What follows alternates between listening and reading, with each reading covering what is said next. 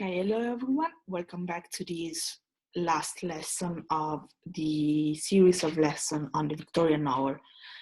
So we looked at the early Victorian novel with Charles Dickens, the mid-Victorian novel with the Bronte sister and Stevenson, and today we're going to look at the late Victorian novel with Oscar Wilde.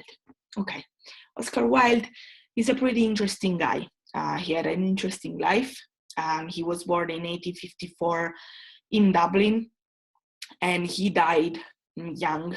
He was young in the 1900. His mother was a poet, and that, of course, influenced him a lot because he always was a good student. He got passionate about, in particular, Greek and Roman tradition. During his life as a student, he got many prizes, and he graduated from Trinity College and then in Dublin, and then later he graduated from Oxford.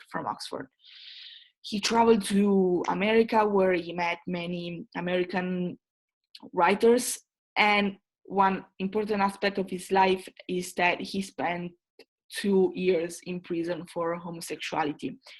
So most people knew that he was homosexual, but what happened is that he started a relationship with a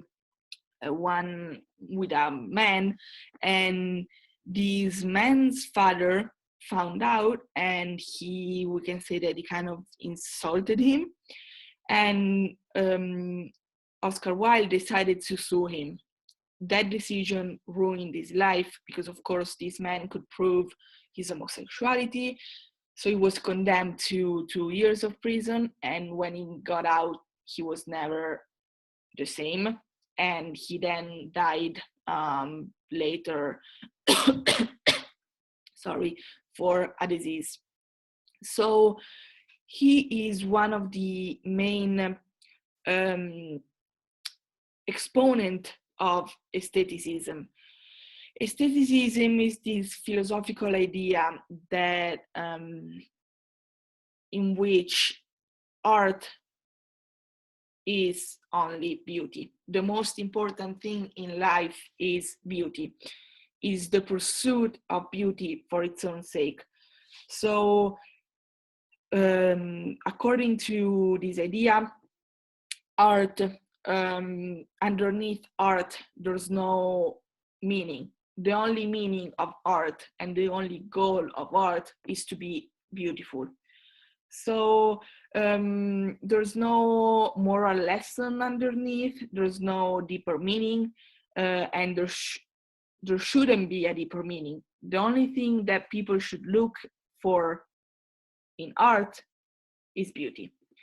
So, of course, by seeing art as just the cultivation of beauty, they also see art as superior to everything, even life.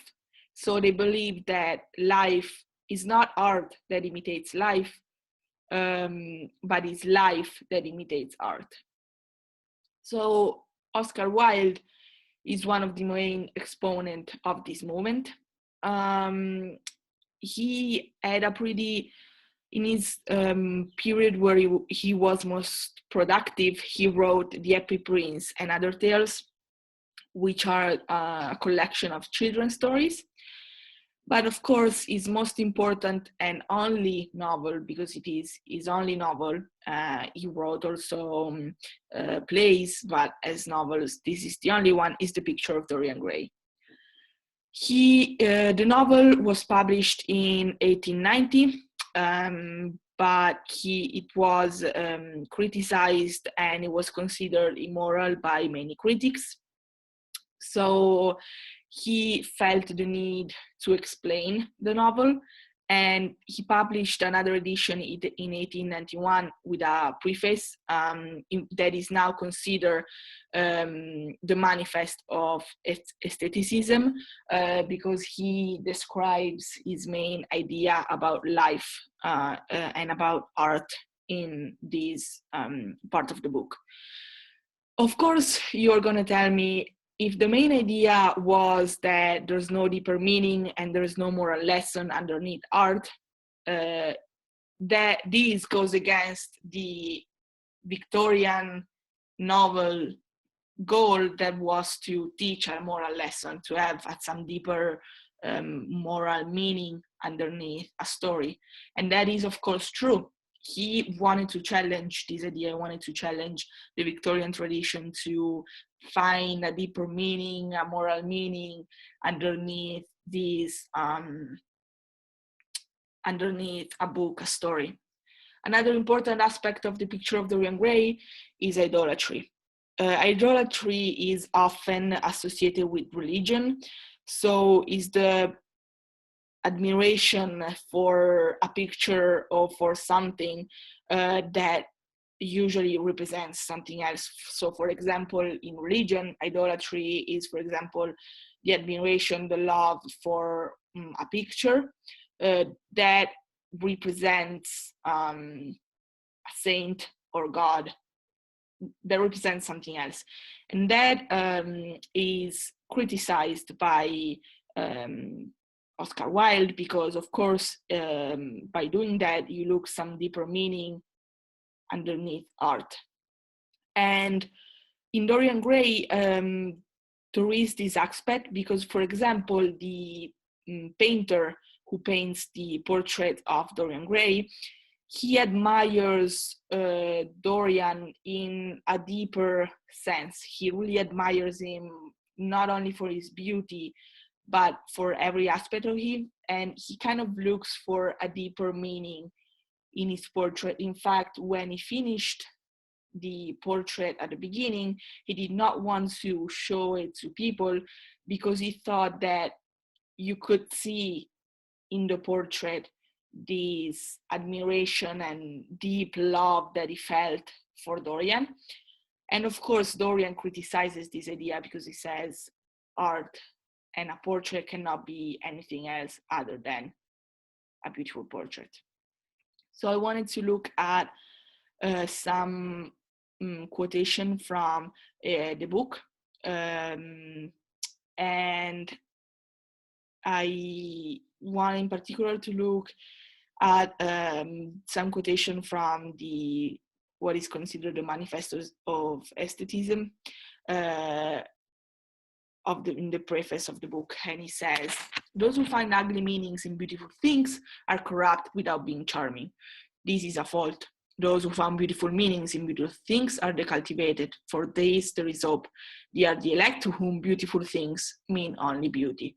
So that this is the main idea. Now he keeps going by saying there is no such thing as a moral or an immoral book. Books are well written or badly written. That is all. And so there are people who try to find meanings underneath things, but they're just corrupt people. They don't understand what art is about. And the elect and the people who really understand life are those who just find beauty in things and nothing else. And also in books are not for to give moral lesson and to find a moral meaning underneath, are just book. They're well written, badly written, nothing else. And he says, those who go beneath the surface do so at their peril.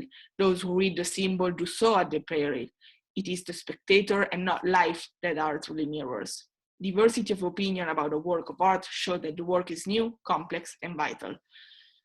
So, of course, a work of art that has different opinion, it says, means that it is a good work of art, but nothing else. If you look underneath the surface, you do so, but there's nothing to look at. So, of course, the main character, Dorian, represents art in itself. He only looks during his whole life for beauty. He has no moral at all, and in particular when he finds out that the portrait represents him while he's getting older, and also represents all the bad things that he had done in life.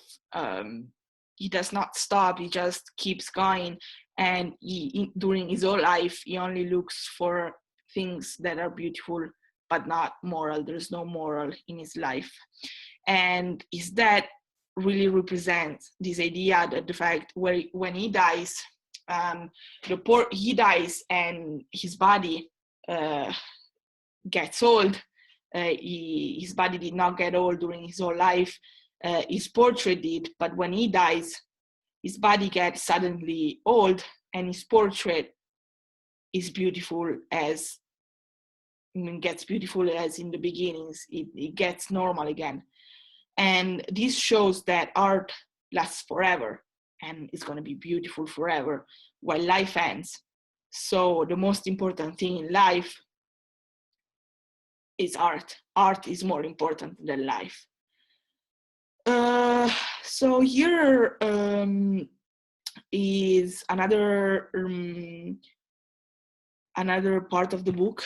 Here is Dorian's friend who speaks, and he says, "To be good is to be in harmony with oneself," he replied, touching the thin stem of his glass with his pale, fine, pointed fingers. "Discord is to be forced to be in harmony with others. One's own life, that is the important thing. As for the life of one's neighbors, if one wishes to be a prick or a Puritan, one can flaunt one's moral views about them, but they are not one's concern. Besides, individualism has really the higher aim. Modern morality consists in accepting the standard for one's age. I consider that for many men of culture to accept the standard of his age is a form of the grossest immorality." So this is Dorian Gray's friend who kind of influenced him in many ways, and is the one who encourages him to look for immoral things. And he's saying here that the most important thing in life is oneself, is one's own research for beauty.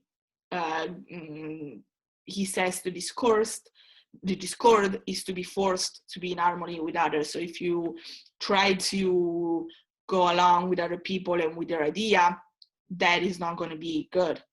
It's actually the grossest immorality. So gross means bad, means disgusting. Everyone has to look for themselves, and this is the main idea about individualism. You can decide for yourself, and individualism has the higher aim. This is another part that says, "For the canons of good society are, or should be, the same as the canons of art. Form is absolutely essential to it. It should have the dignity of a ceremony, as well as its unreality, and should combine the sincere character of a romantic play with the wit and beauty that makes such play delightful to us. Is insincerity such a terrible thing? I think not. It is merely a method by which we can multiply our personalities." So here is one of the parts where Oscar Wilde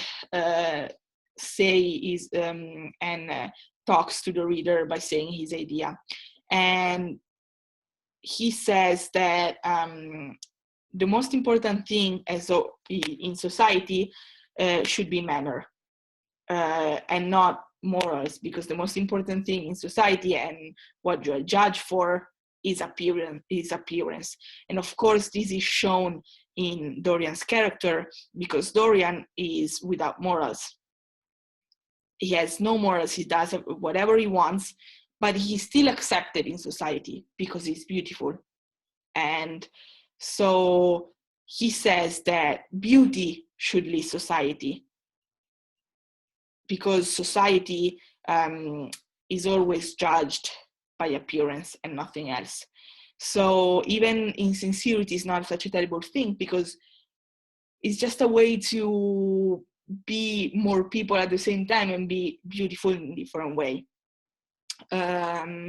One last thing I wanted to look at here is Dorian, who speaks at his friend, and he criticized him because he gave him a book, and this book had a huge influence on him and his behavior. And he's saying to him, please don't give to anyone this book because it has power. So it is one moment of weakness where he tries to find a deeper meaning in the book, but his friend right away tells him, what are you doing? Don't try to moralize the book. And he says, you poisoned me with a book once. I should not forgive that. Harry, promise me that you will never lend a book to anyone. It does harm. And Harry answers, my dear boy, you are really beginning to moralize. You will soon be going about like the converted and the revivalist, warning people against all the sins of which you have grown tired. You are much too delightful to do that. As for being poisoned by a book, there is no such thing as that. Art has no influence upon action. It annihilates the desire to act. It is superbly sterile. The books that the world calls immoral are books that show the world its own shame. So he's saying that is impossible. So books have no power other than being books, than being beautiful or bad books, and that is it. And he's saying to him, you're too beautiful and too perfect to go and look for some moral lesson in a book, so don't do that. And so those are just some quotes that I thought were important to understand really well, and the main themes of Dorian Gray. Dorian Gray is a pretty easy novel to read. The English is not hard, so read it because it's really interesting. So yes, this is all for this lesson, and I'll see you for the next one pretty soon. Bye-bye.